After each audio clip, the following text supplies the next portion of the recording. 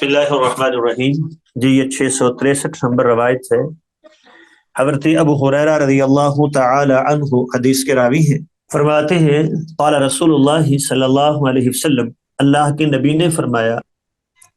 अल इमामु ज़ामिन, इमाम ज़ामिन है। क्या मतलब है कि वो नमाज इमाम जो मुक्तदी हैं उनकी नमाज का भी ज़ामिन है, क्योंकि उनकी नमाज की सेहत भी इस पर मौकूफ़ है। तो ये अगर तहारत का जो है वो अच्छी तरह एहतमाम नहीं करता, नमाज के आदाब का एहतमाम नहीं करता, तो ये उनकी नमाज में भी खराबी का बायस बनेगा। और दूसरा है वल मुअज्जिनु मुअतमन, और मुअज्जिन अमीन है। लोग उसकी आवाज़ का इंतज़ार करते हैं, अजान हो गई, टाइम हो गया, तो अमीन है ना, वो लोग उस पर एतमाद करते हैं। अजान होगी, रोज़ा छोड़ दो, अजान हो गई है, अब सहरी ख़त्म, तो वो अमीन है, लोग उसी पर एतमाद करते हैं। तो फिर दुआ की, अल्लाहुम्मा अरशिदिल आइम्मा, ए अल्लाह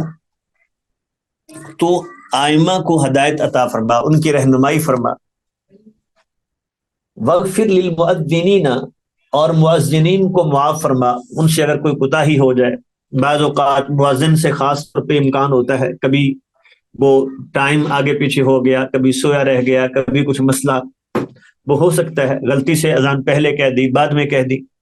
तो वगफिर लिल मुअज्जिनीन, अल्लाह अजान कहने वालों को, मुअज्जिनीन को मुआफ फरमा। इसको अहमद ने, अबू दाऊद ने, तिरमिज़ी ने, इमाम शाफी ने बयान किया है। वफ़ी उख़रा लहू बिलफ़्ज़िल मसाबीही,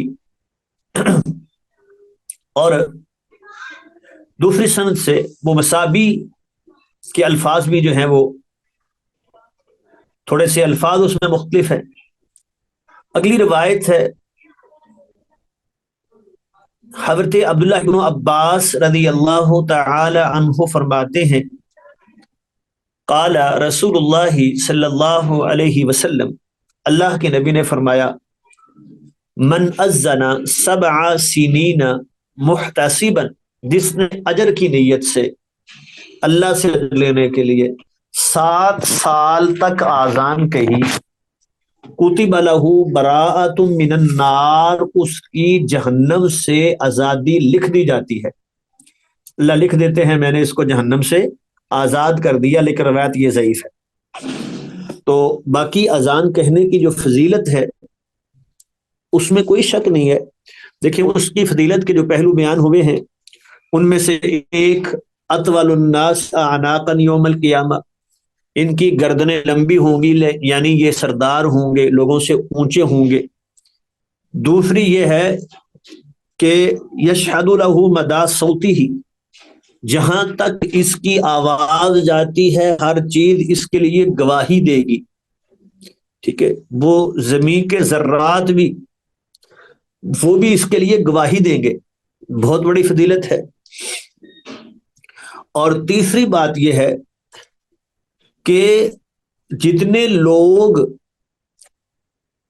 इसकी आवाज को सुन के नमाज पढ़ने के लिए आते हैं, सबके बराबर इसको भी अजर मिलेगा, ये भी है। तो ये अजान की बहुत बड़ी फजीलत है। अगली रवायत है, उक़बा इब्न आमिर रज़ी अल्लाह तआला अन्हु फरमाते हैं, क़ाल रसूलुल्लाह सल्लल्लाहु अलैहि वसल्लम, अल्लाह के नबी ने फरमाया, यअजबु रब्बुका, अल्लाह खुश होते हैं, ताज्जुब का इज़हार, खुश होते हैं अल्लाह बकरियों के उस चरवाहे पर, फी रअसिन शज़िय्यतिन लिल जबल, जो पहाड़ की चोटी पे, वो अलग थलग होता है पहाड़ की चोटी पे, वहां अकेला ही, युअद्दिनु बिस्सलाती, नमाज के लिए अजान कहता है और नमाज पढ़ता है। तो एक तो ये कि अकेला आदमी भी अजान कह सकता है, ठीक है, इससे ये मालूम हुआ। और दूसरा,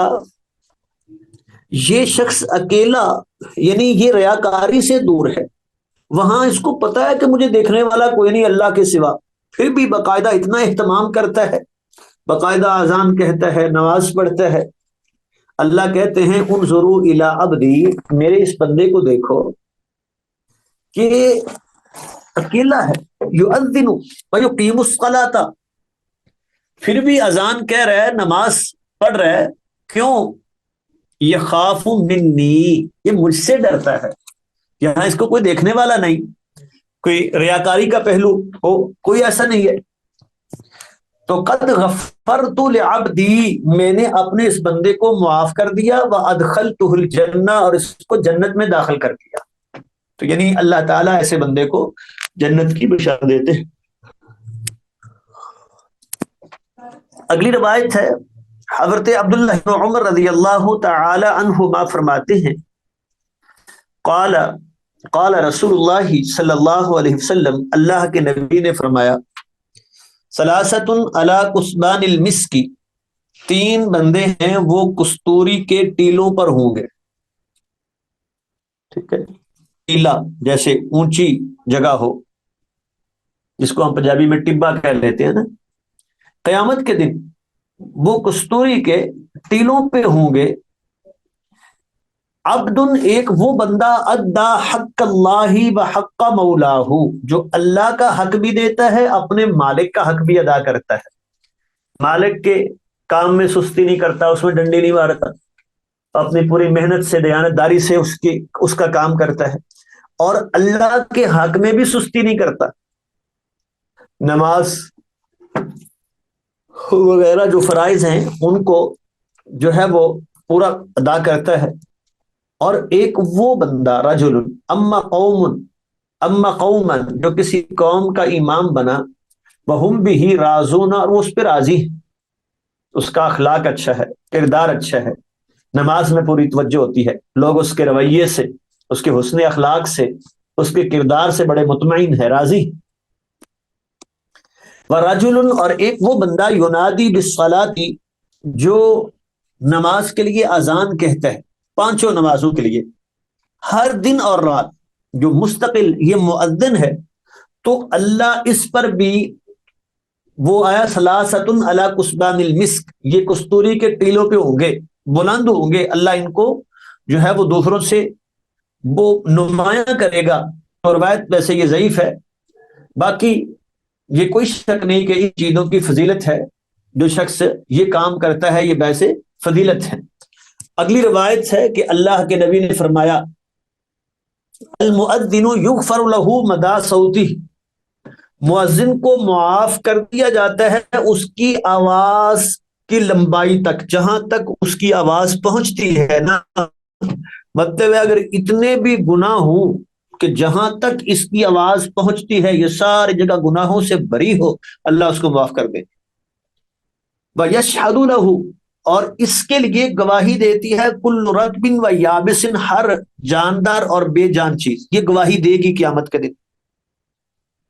وَيُكْتَبُ لَهُ، اور اس کے لیے 25 نمازوں کا ثواب لکھا جاتا ہے۔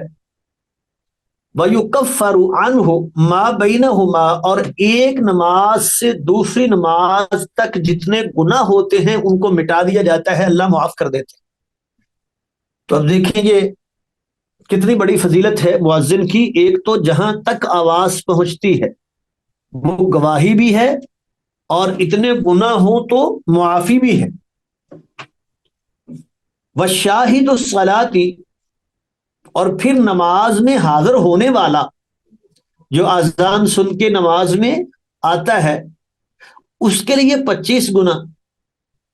اور ایک روایت میں یہ ہے، آگے ہم پڑھیں گے، کہ جو اجر وہ نماز پڑھنے والے کو ملتا ہے وہی اجر جو ہے مؤذن کو ملتا ہے، کیونکہ اس کی آواز سن کے وہ آیا ہے۔ اگلی روایت ہے، حضرت عثمان بن ابی العاص رضی اللہ تعالی عنہ فرماتے ہیں، قلت یا رسول اللہ، میں نے کہا اللہ کے نبی، اجعلنی امام قومی، مجھے میری قوم کا امام بنا دے۔ فرمایا انت امامہم، ٹھیک ہے تو ان کا امام نبی، آج سے تجھے امام مقرر کر دیتے ہیں۔ وقتدی باضعفہم، لیکن ایک بات ذہن میں رکھنا کہ ان میں جو سب سے زیادہ کمزور ہے اس کی اقتداء کرنا، اس کا خیال کرنا، یعنی تو نے اس کو سامنے رکھ کے نماز پڑھانی ہے کہ وہ بھی نماز سے اکتاہٹ محسوس نہ کرے، اس کے لیے جو ہے وہ پریشانی کا باعث نہ بنے۔ واتخذ مؤذنا، اور ایسا مؤذن مقرر کرنا، لا یأخذ علی آذانہ اجرا، جو آذان پہ اجرت نہ لیتا ہو۔ تو آذان پر اجرت لینا یہ درست نہیں ہے۔ جب انسان جو ہے جیسے اپنا کام کرتا ہے، اللہ نے اس کو توفیق دی، وہ آتا ہے شوق، تو ایسے شخص کے لیے اجرت لینا درست نہیں ہے۔ اور ایک صورت یہ ہے کہ جس شخص کو باقاعدہ جو ہے وہ مقرر کیا گیا ہے، وہ باؤنڈ ہے، مسجد میں رہتا ہے، مثلا صفائی بھی کرتا ہے، مسجد کھولتا ہے، بند کرتا ہے، اذان کہنا اس کی ذمہ داری ہے، تو اب وہ تو باقاعدہ مصروف ہے نا، وہ اپنا کوئی کام نہیں کر سکتا، وہ مسجد میں جو ہے مکمل ٹائم دیتا ہے، تو ایسے شخص کی ضروریات کا خیال کرنا ظاہری بات ہے وہ انتظامیہ کی ذمہ داری میں آتا ہے کہ اب اس کو کام سے بھی روک دیا جائے کہ ابھی تو جو ہے وہ چونکہ پانچوں وقت انہیں نماز کے وقت مسجد کھولنی ہے، بند کرنی ہے، صفائی کرنی ہے، اذان بھی کہنی ہے، لیکن اس پہ اجرت نہیں لے سکتا، تو بھوکا مرے وہ اور شکل ہے۔ اور یہ شکل جو ہے جس میں انسان وہ بعض اوقات ہوتا ہے کہ اپنے قریب کے جو محلے کے لوگ ہیں ان میں سے کوئی شخص اپنی دکان ہے، اپنا کام ہے، وہ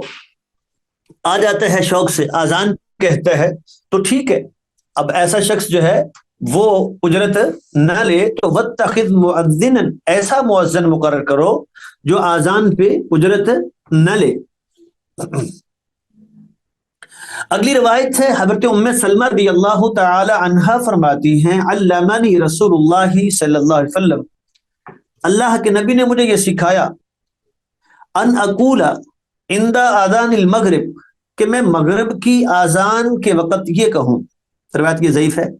اللہم ھذا اقبال اللیل کا، اللہ یہ تیرے رات کے آنے کا وقت ہے، وادبار نہاری کا، اور تیرے دن کے جانے کا وقت ہے، وَأَصْوَاتُ دُعَاتِكَ، اور تیرے پکارنے والوں کی آوازوں کا وقت ہے یہ، فَاغْفِرْ لِي، تو مجھے معاف کر دے۔ تو یہ دعا پڑھنا مغرب کے وقت، میں نے بتایا کہ حدیث یہ ثابت نہیں ہے، حدیث ضعیف ہے۔ اگلی روایت ہے حضرت ابو امامہ کہتے ہیں کہ ان بلالا اخذ فی الاقامت، حضرت بلال نے اقامت شروع کی، فلما ان قال قد قامت الصلاۃ، جب قد قامت الصلاۃ کہا تو اللہ کے نبی نے فرمایا اقامہ اللہ وادامہ، یہ الفاظ کہے اقامہ اللہ وادامہ، لیکن الفاظ یہ بھی ثابت نہیں ہے۔ میں جیسے سارے کلمات وہی کہنے ہیں جو آذان کے ہیں، تو یہاں بھی وہی کہنے ہیں، وہ حی علی الصلاح حی علی الفلاح کے جواب میں تو لا حول ولا قوت الا باللہ ثابت ہے، باقی سارے کلمات وہی ہیں، تو ان میں قد قامت الصلاح بھی ویسے ہی آئے گا، وہ اس کی بجائے اقامہ اللہ وادامہ کہنا یہ ثابت نہیں ہے کیونکہ یہ حدیث صحیح نہیں۔ تو اللہ کے نبی نے اقامہ اللہ و ادامہ کے الفاظ کہے، اور باقی ساری اقامت میں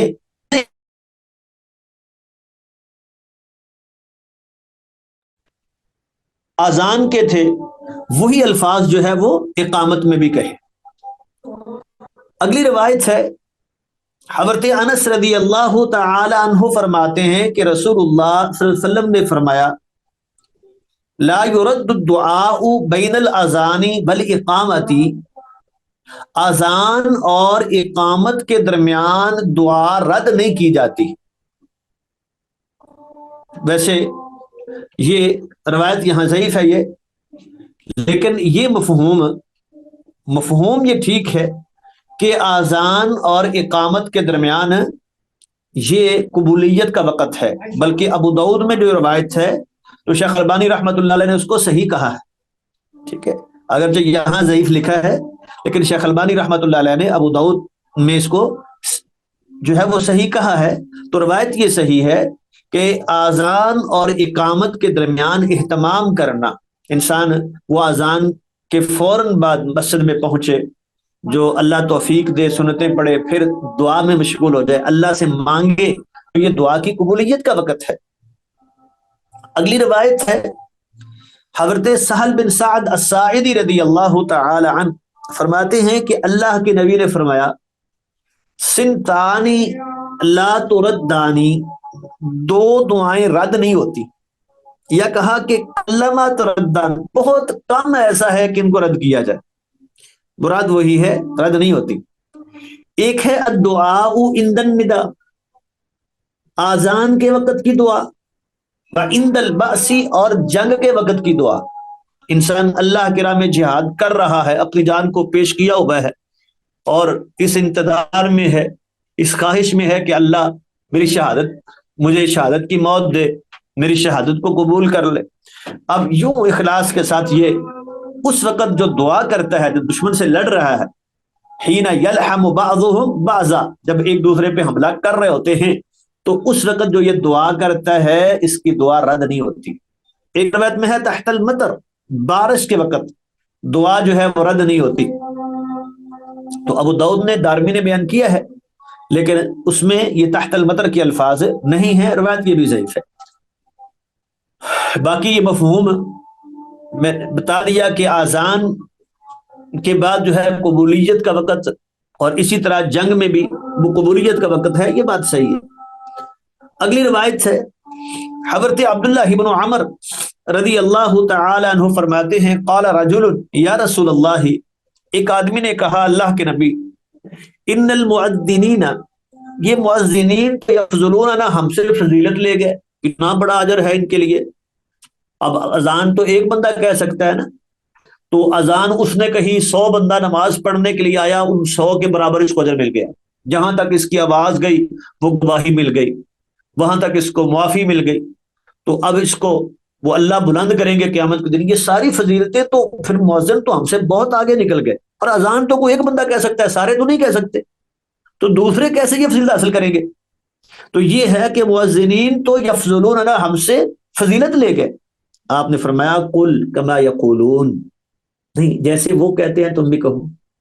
اذان کا جواب دو، فَإِذَا انْتَهَيْتَ فَصَلْ تُعْتَ، اور جب تو وہ جواب دے لے، اس سے فارغ ہو جائے، تو فصل، پھر اللہ سے مانگو، تو عطا، دیے جاؤ گے، جو مانگو گے اللہ اس تجھے عطا کر دیں گے۔ تو یہ فضیلت تم بھی لے سکتے ہو۔ پیچھے ہم نے ایک حدیث میں پڑھا ہے کہ جو مؤذن کی آذان کو سنتا ہے اور جواب دیتا ہے، اس کو بھی وہی اجر ملتا ہے۔ تو یہ اذان کو سنے، پھر جو ہے اس کا جواب دے، یہ ساری دعائیں پڑھے، تو ایک تو اس کی دعا قبول ہوگی، اب یہ قبولیت کا وقت ہے، تو آ گیا نا اذان اور اقامت کے درمیان کا وقت، یہ قبولیت کا وقت ہے۔ اور دوسرا جو ہے وہ جب یہ سنے گا، جواب دے گا، تو اس کو بھی مؤذن کے برابر اجر مل جائے گا۔ اگلی روایت ہے حضرت جابر بن عبداللہ رضی اللہ تعالی عنہ فرماتے ہیں سمعت النبی صلی اللہ علیہ وسلم، میں نے اللہ کے نبی سے سنا، یقول، آپ فرما رہے تھے، ان الشیطان اذا سمع النداء بالصلاۃ، شیطان جب آذان کی آواز سنتا ہے تو ذہب، جاتا ہے، حتی یکون مکان الروحا، وہ دور بھاگتا ہے یہاں تک روحا مقام پر چلا جاتا ہے۔ راوی کہتے ہیں کہ روحا جو ہے مدینہ سے وہ 36 میل کے فاصلے پہ تھا، اتنی دور بھاگ جاتا ہے کہ اسے آذان کی آواز نہ اس کے کانوں میں پڑے۔ تو یہ ہے کہ شیطان آذان کی کلمات سے، اس آواز سے بھاگتا ہے۔ اسی لیے جہاں عام طور پہ شیطانی مسائل ہوتے ہیں نا، وہ جادو جنات کے مسائل، شیطان تنگ کر رہے ہیں، گھروں میں بعض اوقات ہوتا ہے، تو ان کو بھی یہ کہا جاتا ہے کہ گھر میں مسلسل جو ہے وہ آذان کہیں، تو اس سے شیطان بھاگے گا، وہ جنات بھی بھاگیں گے۔ علقمہ بن ابی وقاص رضی اللہ تعالی عنہ فرماتے ہیں، میں حضرت معاویہ رضی اللہ تعالی عنہ کے پاس تھا۔ ہاں، پھر یہ علقمہ جو ہے یہ صحابی نہیں ہے، ابو وقاص تو وہ تو صحابی ہے۔ تو میں حضرت معاویہ رضی اللہ تعالی عنہ کے پاس تھا، اذ اذن مؤذن، جب ان کے مؤذن نے اذان کہی تو حضرت معاویہ نے ویسے ہی جواب دیا جیسے مؤذن نے کہا تھا، حتیٰ کہ جب مؤذن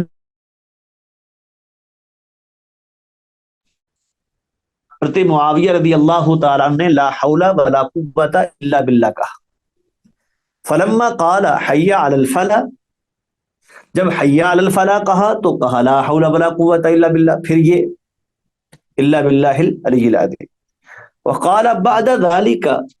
پھر اس کے بعد کہا ویسے ہی جو مؤذن نے کہا تھا، پھر دوبارہ اللہ اکبر لا الہ الا اللہ، وہ ویسے ہی جواب دیا۔ پھر کہنے لگے سمعت رسول اللہ صلی اللہ علیہ وسلم قال ذلك، میں نے اللہ کے نبی کو ایسے ہی کہتے ہوئے سنا ہے۔ اب اس میں ساتھ یہ لفظ کا اضافہ ہے العلی العظیم، لیکن یہ اکثر روایات میں نہیں ہے۔ اکثر روایات میں کیا ہے؟ لا حول ولا قوت الا باللہ، بس اتنے الفاظ ہیں، باقی روایت صحیح ہے۔ جی اگلی روایت ہے، حضرت ابو ہریرہ رضی اللہ تعالی عنہ فرماتے ہیں کننا مع رسول اللہ صلی اللہ علیہ وسلم، ہم اللہ کے نبی کے ساتھ تھے، فقام بلال ینادی، حضرت بلال کھڑے ہو گئے اذان کہنے کے لیے، تو فلما سقط، جب وہ خاموش ہو گئے تو اللہ کے نبی نے فرمایا من قال مثل ھذا یقینا، جس نے یقین کے ساتھ یہ کلمات کہے وہ جنت میں داخل ہوگا۔ توحید کا اقرار ہو گیا نا، پھر تو اب یہ توحید والا ہے تو جنت میں داخل ہوگا، وہ اللہ تعالیٰ پہلی بار ہی داخل کر دیں یا اگر گناہوں کی سزا لے کے آئے تو جنت میں داخل ہوگا۔ حضرت عائشہ رضی اللہ تعالی عنہ فرماتی ہیں کان نبی صلی اللہ علیہ وسلم، اللہ کے نبی اذا سمع المؤذن، جب مؤذن کو سنتے تھے، یتشہد، کہ وہ گواہی دے رہا ہے اشہد ان لا الہ الا اللہ اشہد ان محمد رسول اللہ، تو آپ کہتے ہیں وآنا میں بھی یہ گواہی دیتا ہوں، یہ گواہی میں بھی دیتا ہوں۔ تو اب یعنی آپ کی رسالت کی گواہی وہ صرف ہمارے لیے نہیں ہے بلکہ خود آپ بھی اپنی رسالت کی گواہی دیتے تھے۔ اگلی روایت ہے حضرت عبداللہ بن عمر رضی اللہ تعالی عنہما فرماتے ہیں کہ اللہ کے نبی نے فرمایا من اذن سنتی عشرۃ سنۃ، جس نے 12 سال تک اذان کہی تو وجبت لہ الجنہ، اس کے لیے جنت واجب ہو گئی۔ اب سنگے یہ روایت صحیح ہے، اس کا مفہوم وَقُتِبَ لَهُ بِتَعْزِينِهِ، اور اس آزان کے بدلے میں اس کے لیے ہر دن 60 حسنہ، 60 نیکیاں لکھی جاتی، اور اقامت کے بدلے میں 30 نیکیاں اس کے لیے لکھی جاتی ہیں۔ تو آزان اور اقامت جو ہے یہ کہنا باعث اجر ہے، اس کا الگ سے انسان کو اجر ملتا ہے۔ انہی سے روایت ہے کہ کننا نؤمر بالدعاء، ہمیں یہ حکم دیا جاتا تھا دعا کرنے کا مغرب کی آزان کے وقت، کہ خاص طور پہ گویا کہ مغرب کی آزان کے وقت وہ دعا کریں، تو یہ وہی عمومی جو مفہوم ہے نا کہ آزان اور جماعت کے درمیان یہ قبولیت کا وقت ہے، تو اس میں مغرب بھی آتی ہے، اس میں فجر ہو، ظہر ہو، عصر ہو، مغرب ہو، ساری آتی ہیں۔ تو آزان اور نماز کے درمیان یہ قبولیت کا وقت ہے، اس میں دعا کا اہتمام کرنا چاہیے۔ باب فیہ فصلان، یہ باب ہے، اس میں 2 فصلیں ہیں۔ یہ بعض حدیث کی کتابوں میں اسلوب ہے کہ جب کوئی باب اس طرح بعض اوقات اکیلا لفظ باب لکھ دیتے ہیں، اس کے آگے کوئی جو ہے نا اس کا باب کوئی عنوان نہیں باندھتے، تو اس کی وجہ یہ ہوتی ہے کہ وہ پچھلے سے ہی کچھ متعلق ہوتا ہے، لیکن کچھ اس میں نئی جہتیں بھی ہوتی ہیں، نئے پہلو بھی ہوتے ہیں، تو ایک لحاظ سے سمجھا جاتا ہے کہ اس میں کچھ نئی باتیں ہیں، تو اس لیے باب تو قائم کر دیا، لیکن وہ اکثر پچھلا ہی جو ہے اس میں مفہوم زیادہ تر ہوتا ہے، تو اسی مناسبت سے پھر کوئی نیا نام نہیں دیتے، وہ اکیلے باب کا عنوان جو ہے وہ قائم کر دیتے ہیں۔ اب فیہ فصلان کا مطلب ہے کہ مشکات المصابیح میں چونکہ وہ 3 فصلیں ہیں، ہر باب میں عموماً الفصل الاول، فصل الثانی، فصل الثالث، لیکن بعض جگہوں پہ وہ صرف 2 ہی فصلیں ہیں، جو مسابیح میں تھی نا 2 فصلیں، تیسری فصل کا اضافہ تو وہ صاحب مشکات نے کیا تھا نا، یہ شروع میں ہم نے بتایا تھا یہ، تو اب اس باب میں 2 فصلیں ہیں، وہ تیسری فصل نہیں ہے۔ حضرت عبداللہ بن عمر رضی اللہ تعالی عنہما فرماتے ہیں کہ اللہ کے نبی نے فرمایا ان بلالا ینادی بلیل، حضرت بلال رضی اللہ تعالی عنہ وہ رات کو اذان کہتے ہیں، ٹھیک ہے، تو فکلوا واشربوا، کھاؤ پیو جب وہ اذان کہیں، تو چونکہ وہ ابھی فجر کی اذان نہیں ہے، تو وہ جو پہلے جس کو ہم تہجد کی اذان کہتے ہیں نا، یہ اذان پہلی اذان جس کو کہتے ہیں حضرت بلال کہتے، یہ آپس میں چینج ہوتا رہتا تھا یہ، تو جب وہ کہیں تو فکلوا واشربوا، کھاؤ پیو، حتی ینادی ابن ام مکتوم، حتیٰ کہ عبداللہ بن ام مکتوم اذان کہیں، وَكَانَ ابْنُ مَكْتُومٍ رَجُلًا أَعْمَىٰ، اور یہ حضرت عبداللہ بن مکتوم نبینا آدمی تھے، لا ینادی، یہ اذان نہیں کہتے تھے، حتیٰ یقال لہ اصبحت اصبحت، یہاں تک کہ کہا جاتا صبح ہو گئی صبح ہو گئی، تو جب ان کو بتایا جاتا ٹائم ہو گیا صبح ہو گئی، پھر وہ اذان کہتے۔ تو 2 باتیں، ایک تو ایک سے زیادہ مؤذن مقرر کرنا یہ بھی جائز ہے، دیکھیں یہاں 2 مؤذن ہیں، حضرت بلال بھی ہیں رضی اللہ تعالی عنہ، اور عبداللہ ابن ام مکتوم بھی ہیں، اور دوسرا نبینا شخص بھی اذان کہہ سکتا ہے، یہاں باقاعدہ انہیں مؤذن مقرر کیا گیا تھا، تو اس میں حرج نہیں ہے، نبینا شخص۔ لا یمنعنکم، نہ تمہیں روکے، اذان بلال، حضرت بلال رضی اللہ، تو اس لیے وہ اذان کہیں تو کھانا پینا نہ چھوڑو، ولل فجر المستقیل، اور نہ ہی تمہیں روکے فجر جو لمبی پھیلی ہوئی ہے، جسے فجر کاذب کہتے ہیں، ٹھیک ہے، وَلَكِنَّ الْفَجْرَ الْمُسْتَطِيرَ، ہاں تمہیں روکے فجر مستطیر، پھیلی ہوئی جو پورے افق میں پھیلتی ہے، جسے فجر صادق کہتے۔ تو فجر کاذب کیا ہوتی ہے؟ یہ فجر سے پہلے ایک بار تھوڑی سی روشنی کچھ آتی ہے، پھر اس روشنی کے بعد اندھیرا چھا جاتا ہے، پھر اس اندھیرے کے بعد جو روشنی آتی ہے اس کو فجر صادق کہتے۔ تو وہ جو پہلی روشنی ہے نا، جس کے بعد اندھیرا آتا ہے، اس کو فجر کاذب کہتے ہیں۔ تو فجر کاذب جو ہے اس کی وجہ سے کھانے پینے سے نہ رکو، کیونکہ ابھی فجر کا ٹائم نہیں ہوا، لیکن روک کے تمہیں جو افق میں پھیلی ہوئی ہے، یعنی فجر صادق جو ہے وہ ہو، تو پھر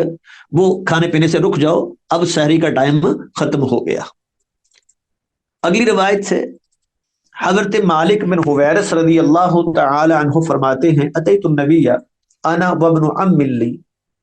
میں اور میرے چچا کا بیٹا ہم اللہ کے نبی کے پاس آئے، تو فقال، آپ نے فرمایا اذا سافرتما، جب تم سفر کرو، فاذنا واقیما، اذان کہنا اقامت کہنا، تو مسافر بھی، یعنی اذان اور اقامت صرف مسجد میں نہیں ہے کہ مسجد میں اذان نماز پڑھنی ہے تو اذان ہوگی، نہیں، سفر میں ہے، باہر کسی جگہ پر بھی نماز کا ٹائم ہو جاتا ہے، لوگ اکٹھے ہیں، اذان کہیں، باقاعدہ اقامت ہوگی، امامت کروائیں۔ وَلْيَؤُمَّكُمَا أَكْبَرُكُمَا، اور چاہیے کہ تم میں سے جو بڑا ہے وہ امامت کروائے۔ تو وہ امامت کا جو حقدار ہے، سب سے پہلے جو قرآن زیادہ پڑھا ہوا ہے، پھر سنت کا علم رکھنے والا، وہ پیچھے ہم نے حدیث میں ترتیب اس کی پڑھ لی ہے، کیونکہ یہ دونوں اکٹھے ہی آئے تھے، اکٹھے مسلمان ہوئے تھے، باقی ساری چیزیں تو برابر تھیں، تو اس لیے یہ کہا کہ جو تم میں سے بڑا ہے وہ امامت کروائے۔ اگلی روایت ہے وعنہ قال لنا رسول اللہ صلی اللہ علیہ وسلم، اللہ کے نبی نے ہمیں کہا صلو کما رأیتمونی اصلی، تم ویسے نماز پڑھو جیسے تم نے مجھے نماز پڑھتے دیکھا ہے۔ وَإِذَا حَضَرَتِ الصَّلَاةُ، اور جب نماز کا ٹائم ہو جائے، فَلْيُؤَذِّن لَكُمْ، احدکم، تو چاہیے کہ تم میں سے کوئی ایک اذان کہے، کوئی ایک اذان کہے، ثم لیؤمکم اکبرکم، پھر جو بڑا ہے وہ امامت کروائے۔ اب بڑے کی تفصیل ہم ابھی بیان کر چکے کہ اس میں کیا مراد ہے۔ بڑا ہے جو پہلے تو قرآن مجید کی علم میں قاری بڑا ہو، پھر وہ سنت کا زیادہ جاننے والا ہو، کہ ہجرت میں پہلے ہو، پھر وہ ساری چیزیں میں برابر ہیں، تو پھر جو ہے وہ عمر کو دیکھ لیا جائے۔ اب مؤذن کے لیے یہ بات نہیں کی، مؤذن کے لیے کہا ہے کہ تم میں سے کوئی اذان کہے۔ اس کا مطلب ہے کہ مؤذن میں یہ شرط نہیں ہے کہ جو بڑا ہو یا بڑا افضل ہو وہ اذان کہے، دوسرا نہیں کہے گا۔ پھر یہ بات میں نے بتائی تھی، ایک ہے کہ جہاں پہلے سے متعین ہے، امام متعین ہے، مؤذن متعین میں ہے، اس طرح جہاں کوئی الگ نماز پڑھ رہے ہیں، باقاعدہ متعین نہیں ہے امام، تو پھر اس وقت چند لوگ ہیں، ہر ایک چاہتا ہے کہ میں امام بنوں، تو پھر امام کا انتخاب کس طرح ہوگا، پھر ان چیزوں کو دیکھا جائے گا۔ حضرت ابو ہریرہ رضی اللہ تعالی عنہ فرماتے ہیں، ان رسول اللہ صلی اللہ علیہ وسلم حین قافل من غزوۃ خیبر، جب آپ غزوہ خیبر سے واپس لوٹے، سارا لیلتن، تو رات آپ چلتے رہے، حتی اذا ادرکہ الکرا، یہاں تک کہ جب اونگ آنے لگی، ٹھیک ہے، الراسا، تو تب آپ نے پڑاؤ ڈالا، ایک جگہ پہ روکے، اور حضرت بلال سے کہا اقلع لنا اللیل، بھئی تو ہمارے لیے رات کی حفاظت کرو، تم بیدار رہو، اور جب نماز کا ٹائم ہو تو ہمیں بیدار کر دینا، ہماری نماز نہ رہ جائے، کیونکہ لیٹ ہو گئے تھے، تو اندازہ ہوتا ہے کہ لیٹ سو رہے ہیں تو صبح شاید اٹھنا مشکل ہو جائے۔ فصلی بلال ما قدر له، حضرت بلال رضی اللہ تعالی نے کیا کیا، جو اللہ نے مقدر میں رکھا تھا نماز شروع کر دی، چلو نفل نوافل پڑھتا ہوں۔ ونام رسول اللہ واصحابہ،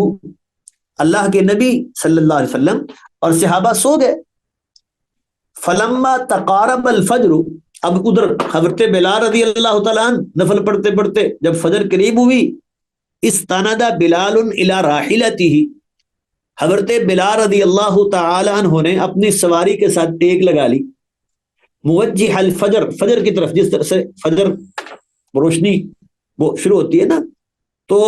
اس وقت مشرق کی طرف، یعنی مشرق کی طرف منہ کر کے، تو حضرت بلال ٹیک لگا کے بیٹھ گئے تاکہ دیکھتا رہوں کہ جب وہ روشنی پھیلتی ہے، ٹائم ہو گیا ہے، تو میں اطلاع کر دوں۔ لیکن ہوا کیا، بیٹھے بیٹھے نیند آ گئی۔ فغلبت بلالا عیناہ، بلال کی آنکھیں اس پر غالب آ گئی، مطلب ہے نیند آ گئی۔ فہو مستند الی راحلتہ، اور وہ اپنی اس سواری جو تھی اس پر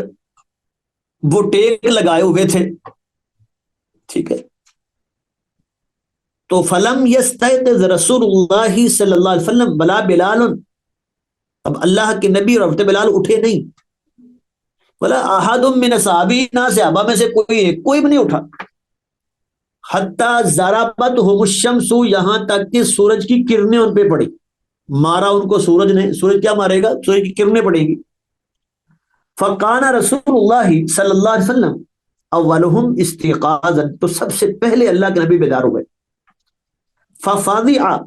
تو اب گھبرائے کہ یہ کیا ہوا، نماز چلی گئی، نماز کا ٹائم ختم ہو گیا۔ فقال ای بلال، فرمایا بلال کیا ہوا، تو حضرت بلال کہنے لگے اخذ بنفسی الذی اخذ بنفسک، اللہ کے نبی جس نے آپ کی جان کو پکڑا تھا اس نے میری جان کو بھی پکڑ لیا، ٹھیک ہے، یعنی جیسے آپ سو گئے، آپ نہیں اٹھ سکے،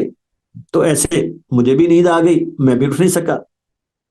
فرمایا اقتادوا، چلو یہاں سے، فاقتادوا رواحلہم شیئا، تو انہوں نے اپنی سواریوں کو کچھ چلایا، کچھ وہاں سے اس وادی سے نکل گئے آگے جا کے۔ ثم توضا رسول اللہ صلی اللہ علیہ وسلم، پھر اللہ کے نبی نے وضو کیا، وامر بلالا فاقام الصلاۃ، حضرت بلال کو حکم دیا، انہوں نے اقامت کہی، فصلی بہم الصبح، تو ان کو فجر کی نماز پڑھائی. فلما قضى الصلاة، جب نماز مکمل کر لی تو فرمایا من نسی الصلاة، جو نماز کو بھول جائے، اور دوسری روایت میں نا یا سویا رہ گئے،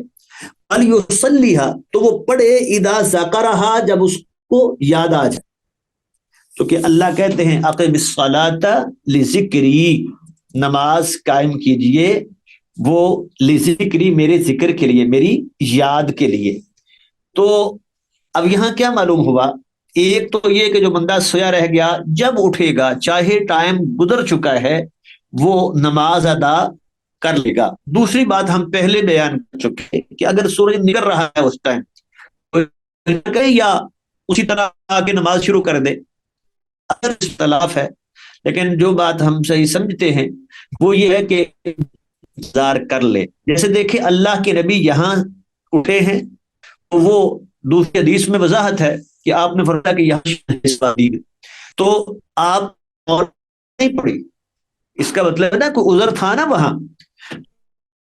فوراً نہیں پڑھی بلکہ وہاں سے نکل کے پھر نماز پڑھی ہے. تو ایسے ہی اگر کہا ہے یہ بھی عذر ہے، جیسے یہ عذر تھا شیطان کا، تو فوراً کی بجائے تھوڑا کیونکہ سورج آئے گا تو پھر نماز شروع کرے. ہاں اگر وہ اتنی دیر پہلے ایک رکعت پڑھ سکتا ہے تو پھر وہ حدیث میں آ گیا ہے کہ اگر کوئی شخص وہ سورج کے طلوع ہونے سے پہلے اور غروب سے پہلے ایک رکعت پا لیتا ہے تو پھر اپنی نماز کو مکمل کر لے. اور دوسری بات یہ ہے کہ اگر اس طرح نماز لیٹ ہو جائے تو احادیث میں وضاحت ہے کہ باقاعدہ اس کی اذان بھی کہی گئی ہے، اقامت بھی ہوئی ہے، جماعت بھی ہوئی ہے، تو نماز باقاعدہ اسی طریقے سے پڑھیں گے، اذان بھی ہوگی. یہ نہیں ہے کہ اب وہ جماعت نہیں ہو سکتی کہ ٹائم گزر گیا ہے. حضرت ابو قتادہ رضی اللہ تعالی عنہ فرماتے ہیں رسول اللہ صلی اللہ علیہ وسلم نے فرمایا اذا اقیمت الصلاۃ، جب اقامت کہہ دی جائے. اور دوسری ہاں ایک بات رہ گئی تھی، اذان کی بات بھی ہم نے کی کہ اذان بھی کہی گئی ہے. ہمارے ہاں بعض اوقات یہ ہوتا ہے کہ اگر 5-7 منٹ اذان لیٹ ہوگی چلو اذان نہ کہو اب، ٹھیک ہے تاکہ لیٹ ہو گئی ہے. نہیں، اذان کہی جائے گی جیسے یہاں اذان کہی گئی ہے. حضرت ابو قتادہ کہتے ہیں کہ رسول اللہ صلی اللہ علیہ وسلم نے فرمایا اذا اقیمت الصلاۃ، جب اقامت کہہ دی جائے فلا تقوموا حتی ترونی، تو نہ کھڑے ہو جب تک کہ مجھے دیکھ لو کہ میں نکل آیا ہوں. تو یہ عام طور پہ رسول اللہ صلی اللہ علیہ وسلم کا معمول تھا کہ حضرت بلال وہ انتظار کر رہے ہوتے، دیکھ رہے ہوتے، توجہ پوری ہوتی، باقی سے اب ذکر اذکار میں مشغول ہوتے. تو اسی لیے حضرت بلال پہلے محسوس کر لیتے کہ اللہ کے نبی آ رہے ہیں، وہ تکبیر کہہ دیتے. لیکن بعض اوقات ایسا بھی ہوا کہ تکبیر ہو گئی ہے، آپ کو پھر مثال کے طور پہ کوئی بات یاد آ گئی، کوئی ضرورت پیش آ گئی، لیٹ ہو گیا، پہلے قدموں کی آواز آ رہی تھی کہ آ رہے ہیں لیکن پھر تھوڑا سا رکنا پڑا، تو اب پہلے کھڑے ہو جاتے لوگ. تو اس لیے فرمایا کہ لا تقوموا حتی ترونی، جب تک مجھے دیکھ نہ لو تب تک کھڑے نہیں ہونا. اب یہ ہے کہ جماعت کے لیے کب کھڑے ہوں گے مقتدی. ہمارے ہاں بعض لوگ یہ کرتے ہیں کہ جب تکبیر ہوتی ہے تو بیٹھے رہتے ہیں، جب وہ حی علی الصلاۃ حی الفلاح کہتا ہے تو اس وقت جو ہے وہ امام بھی آ کے مصلی پہ بیٹھا ہوتا ہے، اس وقت وہ کھڑا ہوتا ہے، باقی لوگ بھی کھڑے ہوتے ہیں. نہیں، اس تکلف کی ضرورت نہیں ہے. اصل اس کا تعلق امام کے ساتھ ہے نا. جب امام مصلی پہ آ گیا، وہ تکبیر سے پہلے آ گیا ہے تو اب کھڑے ہو جائیں، یہ نماز کے لیے تیاری ہے. حضرت ابو ہریرہ رضی اللہ تعالی عنہ فرماتے ہیں قال رسول اللہ صلی اللہ علیہ وسلم، اللہ کے نبی نے فرمایا اذا اقیمت الصلاۃ، جب اقامت کہہ دی جائے نماز کی، فلا تأتوها تسعون، تو دوڑتے ہوئے نہ آؤ. ٹھیک ہے، جلدی سے دور سے بھاگ کے آتے ہیں، سانس پھولی ہوگی، پھولے سانس سے کیا پڑے گا، کیا توجہ ہوگی نماز کی طرف. اب وہ یہ تو کوشش ہوگی میری رکعت نہ رہ جائے، اور رکعت کی بجائے ساری رکعتیں جو ہیں وہ سانس سیدھا کرنے میں گزار دی، تو پڑھا کیا. تو نماز کا یہ مقصد تو نہیں ہے کہ حرکات پوری کرنے ہیں. اس لیے فلا تأتوها تسعون، دوڑتے ہوئے نہ آؤ، وأتوها تمشون، بلکہ چلتے ہوئے آرام سے سکون سے آؤ. وعلیکم السکینہ والوقار، تم پہ سکون اور وقار ہونا چاہیے. فما ادرکتم فصلوا، فما ادرکتم جو پالو تم وہ پڑھ لو، وما فاتکم اور جو رہ جائے فاتموا وہ پوری کر لو. اگر ایک رکعت رہ گئی ہے، 2 رکعتیں رہ گئی ہیں تو بعد میں پوری کر لو. یہ بہتر ہے بجائے اس کے کہ وہ رکعت پوری پانے کے لیے دوڑو اور انسان پھولی ہوئی سانس کے ساتھ آئے اور پوری نماز میں جو ہے وہ توجہ اس کی ہو نہ سکے. اور مسلم میں ہے فَإِنَّ أَحَدَكُمْ إِذَا كَانَ يَعْمِدُ إِلَى الصَّلَاةِ جب تم میں سے کوئی ایک نماز کا ارادہ کرتا ہے، نماز کا قصد کرتا ہے تو وہ نماز میں شمار ہوتا ہے. وہ نماز کا اجر اس کو جب چلنا شروع ہوا نا گھر سے، اس کو نماز کا اجر مل رہا ہے. اس لیے دوڑ کے نہ آئے بلکہ آرام سے سکون سے آئے، آ کے نماز ادا کرے تاکہ مکمل دل جمی سے توجہ کے ساتھ نمازیں پڑھ سکے. جی وَهَذَا الْبَابُ خَالٍ الْفَصْلِ الثَّانِي یہ باب دوسری فصل سے خالی ہے. اس میں دوسری فصل نہیں ہے، پہلی اور تیسری فصل ہے اس میں. جی بس یہاں تک رکھتے ہیں. السلام علیکم و رحمۃ اللہ.